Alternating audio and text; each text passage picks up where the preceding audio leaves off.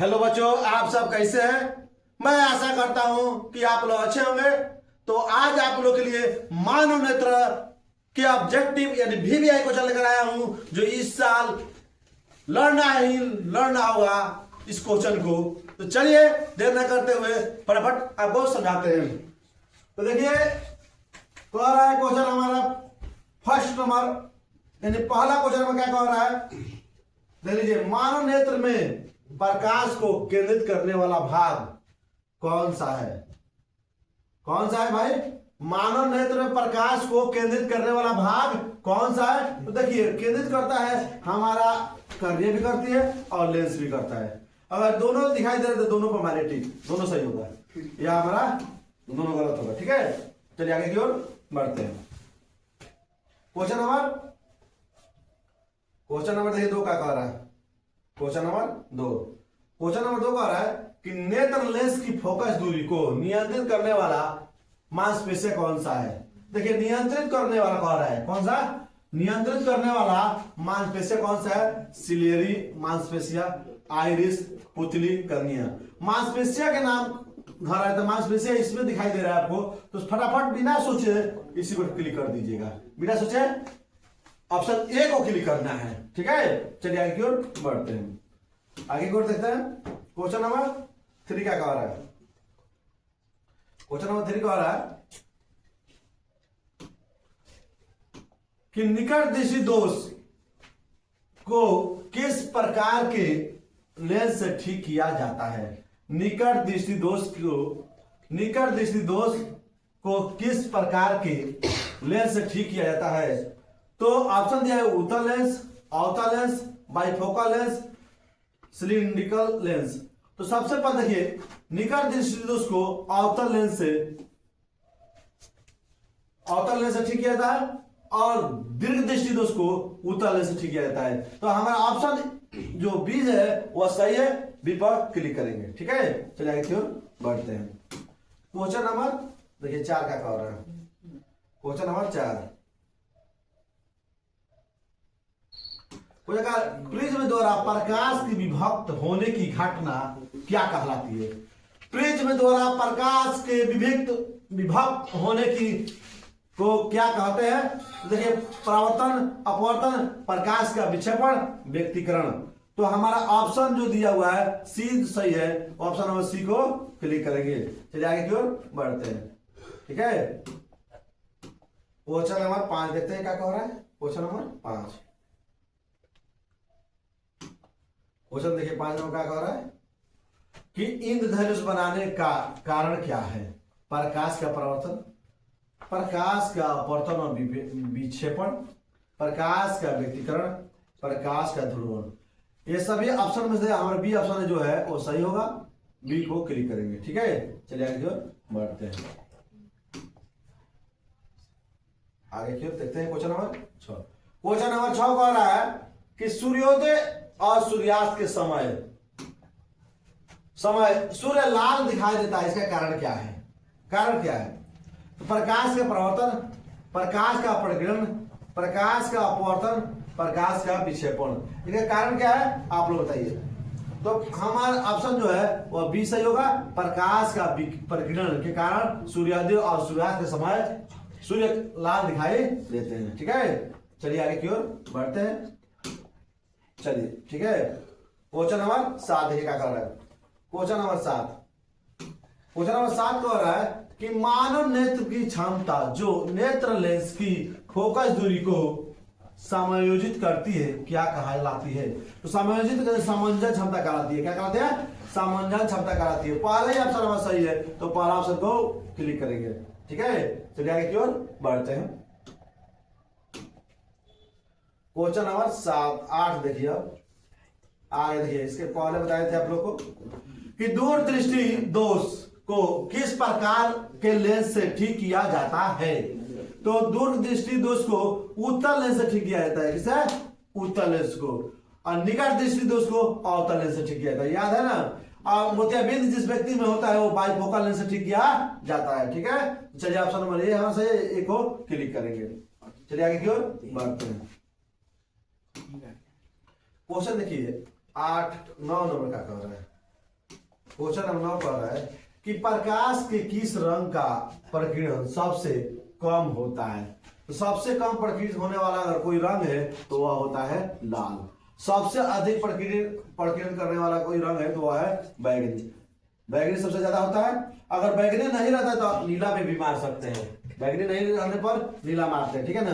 तो option number हमारा ए जो होगा वह सही होगा, इसलिए ए को क्लिक करेंगे, ठीक है। आगे की ओर बढ़ते हैं।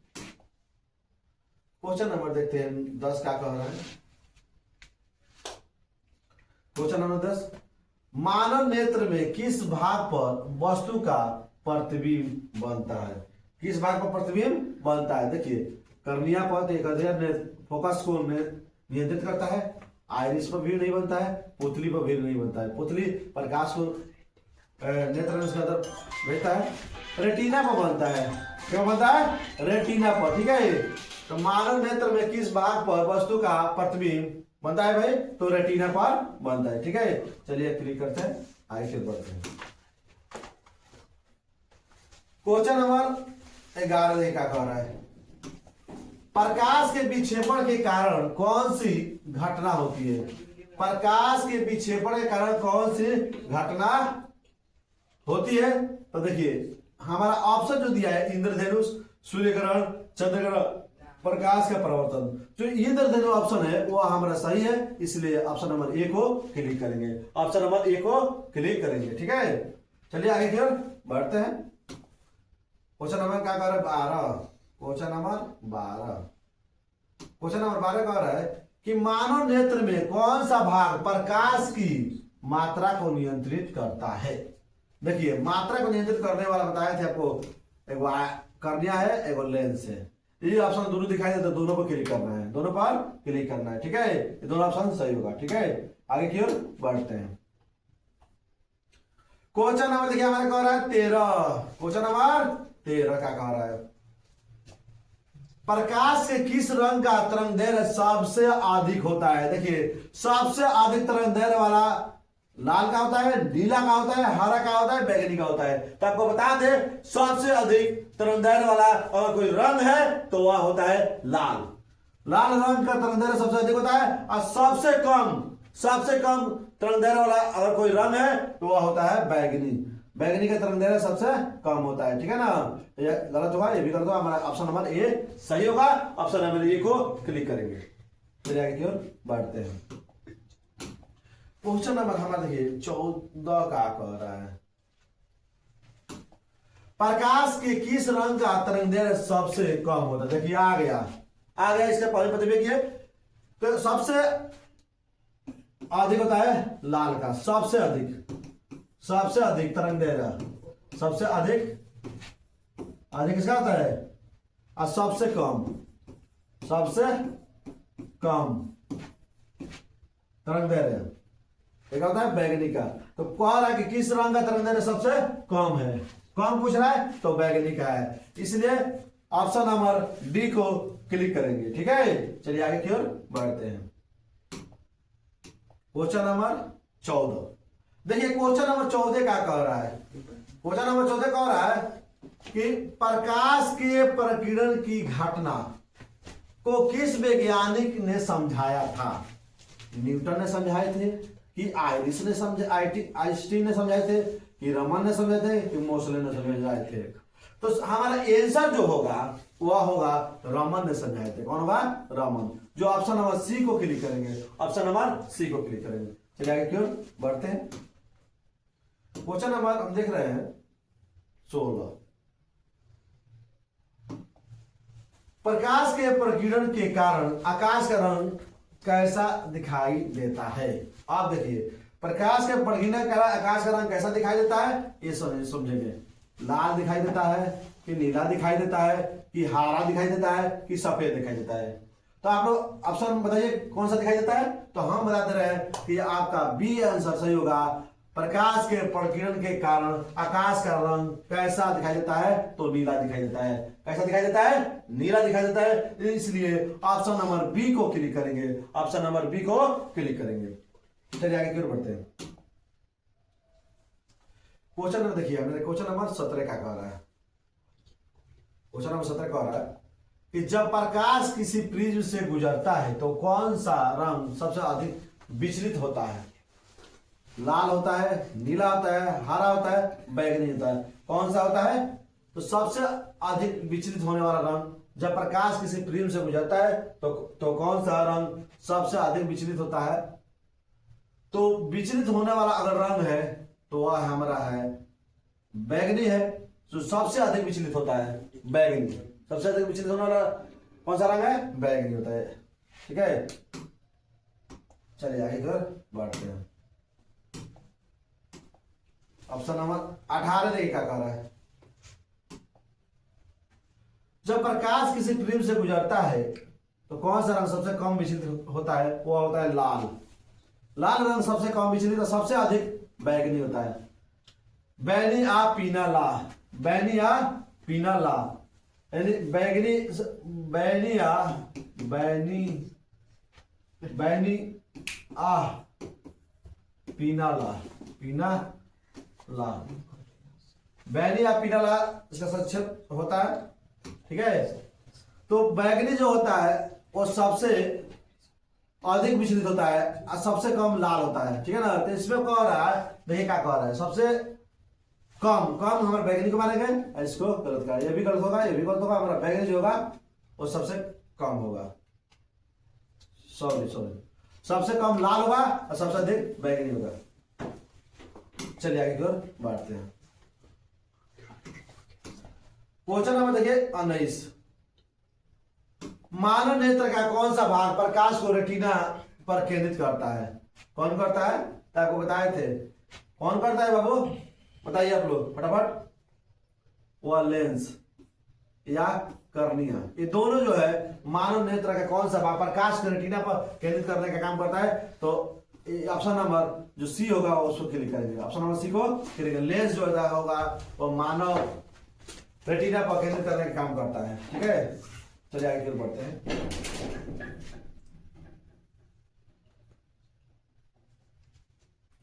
क्वेश्चन नंबर 20 देखिए। मानव नेत्र में किस प्रकार की कोशिकाएं रंगों का पहचानती है? बताइए किस प्रकार का? तो शंकु कोशिकाएं, क्षण कोशिकाएं, सिलियरी कोशिकाएं या आइरिस कोशिकाएं।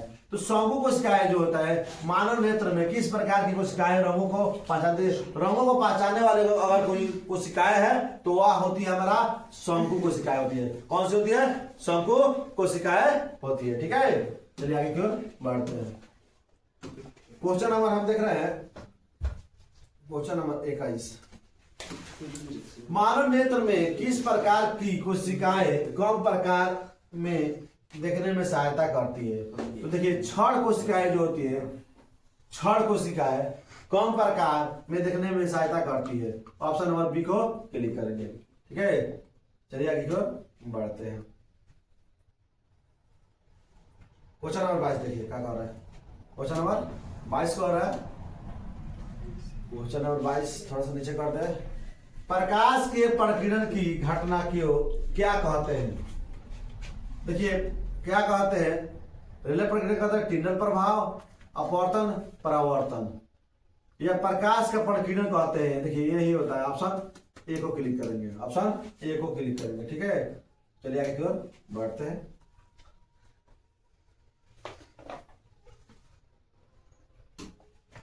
प्रकाश के किस रंग का प्रकीर्णन सबसे अधिक होता है? सबसे अधिक प्रकीर्णन करने वाला कोई रंग है तो वो होता है बैगनी। बैगनी का प्रकीर्णन सबसे अधिक होता है। ठीक है, चलिए आगे की ओर बढ़ते हैं। क्वेश्चन नंबर 24 देखिए क्या कर रहा है। मानव नेत्र का कौन सा भाग प्रकाश को रेटिना तक पहुंचाने में मदद करता है? कौन करता है बाबू, फटाफट में जवाब दीजिए आप लोग। कौन करता है? तो कर्निया करता है। कौन सा है? कर्निया। कर्निया जो है वो प्रकाश को रेटिना तक पहुंचाने में मदद करता है। ठीक है, ऑप्शन नंबर ए को क्लिक करेंगे। आगे की ओर बढ़ते हैं। क्वेश्चन नंबर देखिए 25 क्या कह रहा है। क्वेश्चन नंबर 25 कि प्रकाश के विक्षेपण के कारण कौन सा रंग सबसे ऊपर दिखाई देता है? सबसे ऊपर दिखाई देने वाला अगर कोई रंग है तो वह होता है बैगनी। कौन सा होता है? वह है बैगनी, सबसे ऊपर दिखाई देता है। चलिए आगे की ओर बढ़ते हैं। क्वेश्चन नंबर 26 का कर रहे देखिए। क्वेश्चन नंबर 26 का रहा है कि प्रकाश के विक्षेपण के कारण कौन सा रंग सबसे नीचे दिखाई देता है? तो ऊपर दिखाई देता है बैगनी और नीचे दिखाई देता है लाल। नीचे दिखाई देता है लाल। ऑप्शन नंबर ए को क्लिक करेंगे। ऑप्शन नंबर ए को क्लिक करेंगे। ठीक है, चलिए आगे की ओर बढ़ते हैं। क्वेश्चन नंबर 27 देखिए क्या कह रहा है। प्रकाश के प्रकीर्णन के कारण सूर्यास्त के समय आकाश का रंग कैसा दिखाई पड़ता है? आकाश का रंग कैसा दिखाई पड़ता है? देखिए, लाल दिखाई देता है, नीला दिखाई देता है, हरा दिखाई देता है, सफेद दिखाई देता है। तो आकाश का रंग जो होता है वह लाल दिखाई देता है। क्या देता है? लाल दिखाई देता है। इसलिए ऑप्शन नंबर ए को क्लिक करेंगे। ऑप्शन ए को क्लिक करेंगे। ठीक है, चलिए आगे की ओर बढ़ते हैं।